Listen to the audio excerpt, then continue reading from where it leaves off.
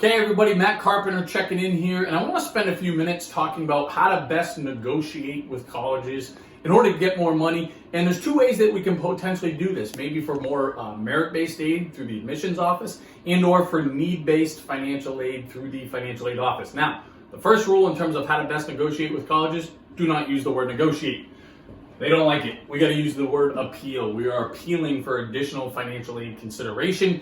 And we have a 5-point plan of attack that we generally like to use or somewhat follow as a guideline. Now, the first thing is, these colleges, let's not forget, they are businesses. And when they package students financially, they have to make this thing a profitable operation. And it is a numbers game. Okay, there's not much of a human component to the financial packaging of most students at most colleges. So it is up to us to bring some color to the story, some background. These schools don't know that the best day of your student's life and your family's life was getting that acceptance letter to their dream college.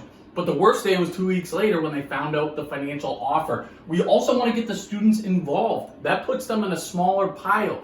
More and more families know that we can appeal for additional consideration, but there's not a lot of students that are on the front lines for this process. They're the ones talking about how much they want to go to that particular school, what they're going to bring to campus. They understand the investment that's involved, and they're trying to make it as affordable as possible for both themselves and their family. That's a great way to stand out.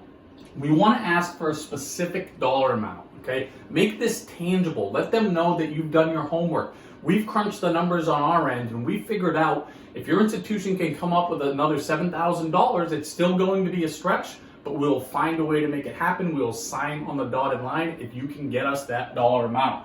This is where we always want to make sure we have leverage.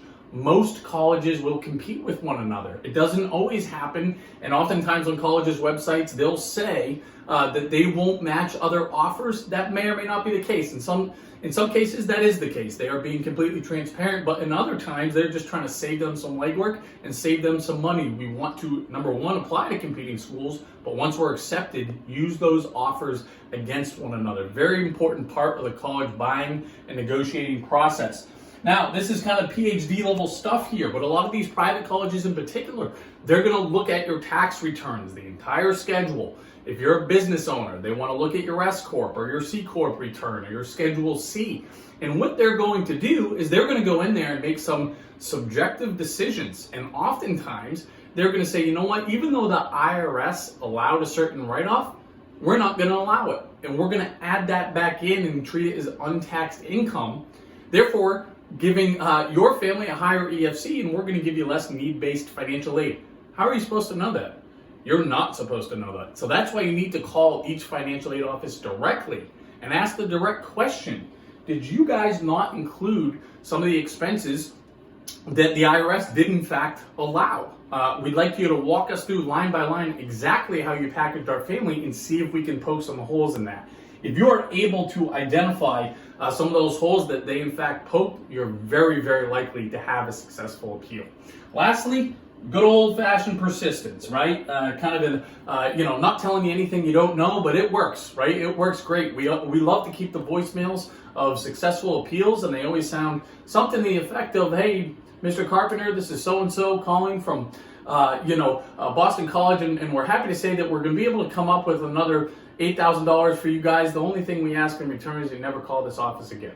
Okay, so again, we're not telling you anything you don't know about negotiating, but it matters, and nobody's being rude. Okay, nobody's being rude here, but good old-fashioned persistence can pay off. So an important part of the process to set general expectations. State schools, unless we have a God forbid situation or a one-time year spike in income, state schools generally will not get involved with appealing or negotiating. Private colleges, we love our odds. Best of luck.